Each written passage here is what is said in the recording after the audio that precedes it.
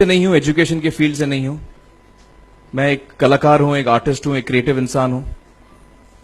और आप लोग बेहतर जानते हैं एजुकेशन के बारे में। इतने साल से आप एजुकेशन चला रहे हैं। पिछले कुछ साल से मेरा अनुभव हुआ है, चूंकि मैंने कुछ फिल्में की हैं। एक फिल्म थी तारे ज़मीं पर, और अभी हाल ही में मेरी जो फिल्म आई है 3 इडियट्स, ये दोनों फिल्में एजुकेशन के टॉपिक पर हैं।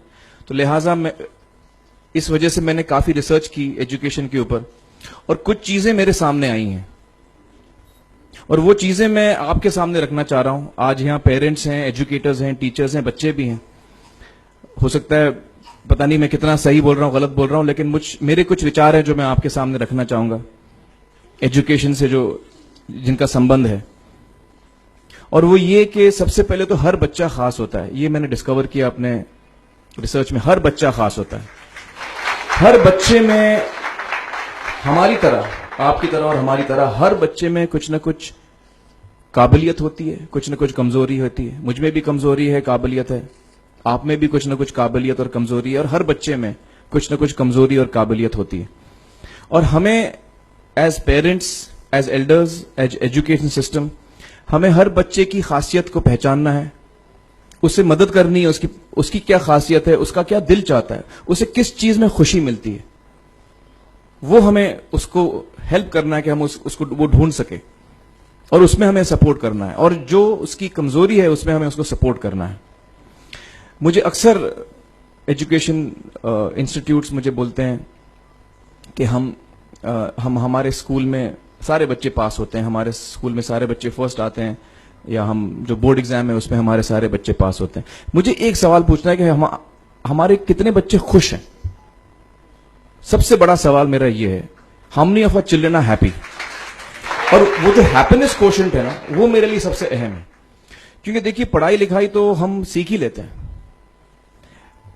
जब मुझे कोई चीज सीखनी होती है तो मैं कुछ ना कुछ करके सीख ही लेता हूं। हमारी फिल्म 3 इडियट्स जब रिलीज होने वाली थी, रिलीज से पहले हमने कई स्क्रीनिंग्स रखे थे, टेस्ट स्क्रीनिंग जिसको हम कहते हैं, जिसमें कि हम ऑडियंस, जैसे आप लोग हैं, उनको बुलाते हैं, फिल्म दिखाते हैं, उनसे पूछते हैं कि फिल्म कैसी लगी। ऐसे एक टेस्ट स्क्रीनिंग हमने किया था। बंबई में एक फैक्ट्री में कारीगर लोग काम करते हैं, तो करीब 25-30 कारीगर आए थे उस स्क्रीनिंग में। स्क्रीनिंग के बाद उनका एक कारीगर था, उसने मुझसे एक सवाल पूछा। उसने मुझसे ये पूछा, आप लोगों ने फिल्म देखी है 3 इडियट्स? उसने मुझे एक सवाल पूछा जो बहुत कमाल का सवाल था। उसने मुझे ये सवाल पूछा कि सर, पिक्चर के अंत में हमें पता लगता है कि आप तो रणछोड़ दास थे ही नहीं, रैंचो तो थे ही नहीं आप, तो सर्टिफिकेट तो आपको मिला नहीं, वो तो जावेद जाफरी को मिल गया। तो आप इतने बड़े साइंटिस्ट कैसे बन गए? इतने बड़े पेटेंट्स, 400 पेटेंट्स, जापानी लोग आपके पीछे पड़े हैं, तो आपको सर्टिफिकेट तो मिला नहीं, तो आप इतने बड़े साइंटिस्ट कैसे बन गए? बहुत ही अहम सवाल है ये, बहुत ही इंपॉर्टेंट सवाल है।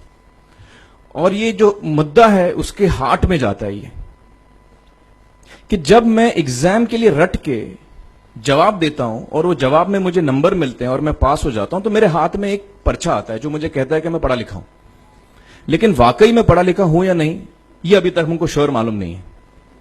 लेकिन जब आप नॉलेज चाहते हैं कि आपको मिले, विद्या मिले आपको, तो फिर वो कागज का मायने कुछ होता नहीं है। तो मैंने उसको जवाब में 2 सवाल पूछे। मैंने बोला उसको कि भैया, आपको क्या लगता है मैं अच्छा एक्टर हूं? उसने बोला हाँ, देश भर में आप सब लोग मानते हैं आपको, आप अच्छे एक्टर हैं। मैंने उससे कहा कि भैया, मेरे पास कोई सर्टिफिकेट नहीं है जो कहता है कि मैं अच्छा एक्टर हूं। मेरे पास कोई कागज नहीं है जो मुझे बोलता है कि मैं अच्छा एक्टर हूं। मैंने फिर उससे एक सवाल पूछा कि मैंने सुना आप बहुत अच्छे कटर हैं, आपके जो बॉस मुझे बताते हैं कि आप उनके मेन कटर हैं और आपकी बड़ी इज्जत करते हैं वो। आपके पास कोई पर्चा है, सर्टिफिकेट है जो मुझे बताता है कि आप कटर हो? उसने बोला नहीं सर। तो मैंने बोला आपका जवाब आपको इधर ही मिल गया। Education is beyond marks, education is beyond grades, education is what you learn. और मेरी इच्छा है कि हिंदुस्तान में हम एजुकेशन को इस नजरिए से देखें कि हम अपने बच्चों को वाकई शिक्षा दें। और शिक्षा हम खुशी से दें, क्योंकि शिक्षा में सिर्फ ज्ञान नहीं होता, शिक्षा में एक और चीज मिली भी होती है, वो ये है कि हम अपने बच्चों को डेवलप करते हैं एज ह्यूमन बींग्स। आगे चल के वो जिंदगी में अच्छे इंसान बने, आगे चल के वो अपने पैरों पे खड़े रह सकें, आगे चल के वो इज्जत की जिंदगी जी सकें, आगे चल के वो दूसरों के बारे में ध्यान रखें, आगे चल के वो किसी के चेहरे पे मुस्कुराहट ला सकें, आगे चल के वो किसी की मदद कर सकें। This is what we should develop of our children. ये मेरी फीलिंग है।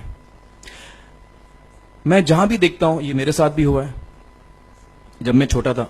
जब से हमारे बच्चे छोटे होते हैं, जब से बच्चे पैदा होते हैं, बच्चा घर आता है, हम बच्चे को पूछते हैं भाई मार्क्स कितने मिले, फर्स्ट आए कि सेकंड आए? वो बोलता है सेकंड। सेकंड आए तो अरे फर्स्ट नहीं आए, डांट पड़ती है उसको।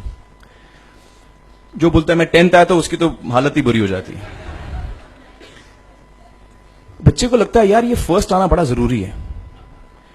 उसको रेस में हम पूछते हैं तुम रेस में फर्स्ट आए कि सेकंड आए?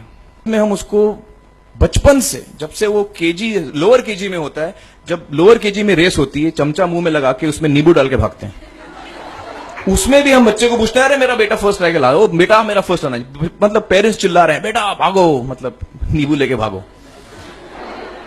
तो उसमें होता क्या है कि बच्चे को लगता है कि यार ये बड़ा जरूरी है। मेरे पेरेंट्स को हमेशा, मेरे पेरेंट्स मुझे एक ही सवाल पूछते हैं, मैं फर्स्ट आया कि नहीं। उसके जहन में ये बात बैठ जाती है कि मेरे को अव्वल आना है, मेरे को कंपीट करना है, मेरे को बाकी लोग से आगे निकलना है। टीचर्स भी यही सवाल उसको पूछते हैं आमतौर पे। मेरे साथ हुआ है। होता क्या है कि जब वो बच्चा 21 साल का होता है तो वो बड़ा सेल्फिश हो जाता है, और उसको सेल्फिश हमने बनाया, हमारे सिस्टम ने बनाया। वो अपने बारे में सोचता है और किसी के बारे में नहीं सोचता, क्योंकि यही हमने उसको ट्रेन किया है बचपन से। बचपन से हमने उसको यही ट्रेन किया कि बेटा तुम पहले आना, बाकी सब लोग को भूल जाओ। तो जब वो नौजवान बनता है तो उसका नजरिया सोसाइटी की तरफ यही हो जाता है कि भैया मुझे आगे बढ़ना है, बाकी सब बाय हुक और by crook I must succeed, I don't care about anybody else.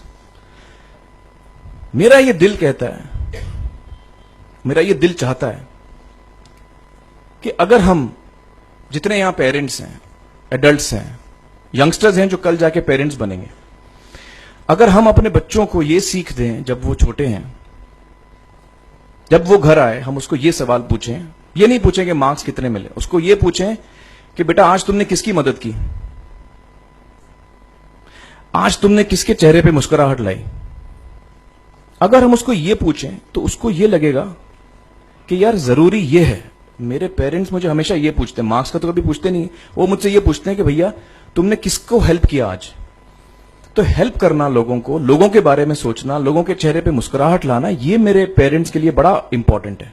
Psychologically वो इस चीज के साथ बड़ा होगा। स्कूल वही जाएगा, पढ़ाई लिखाई वही करेगा, वो उसका नजरिया थोड़ा बदल जाएगा।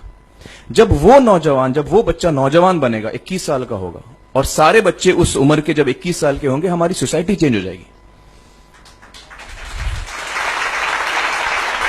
क्योंकि तब हमारी सोसाइटी में ऐसे नौजवान होंगे जो खुद के बारे में नहीं सोच रहे, दूसरों के बारे में सोच रहे हैं। तो मुझे लगता है कि सबसे बड़ी चीज जो हमारे एजुकेशन सिस्टम में मैं देखना चाहूंगा, जो मैंने अपने स्कूल लाइफ में नहीं देखी, कि हमको ये अहमियत इस पे दी जा रही है कि हम अपने आसपास के बच्चों को कितना हेल्प कर रहे हैं। ये एक बहुत बड़ी तब्दीली अगर आ जाए तो मुझे लगता है कि हमारा देश बहुत सुधर सकता है, बहुत बदल सकता है, हम बहुत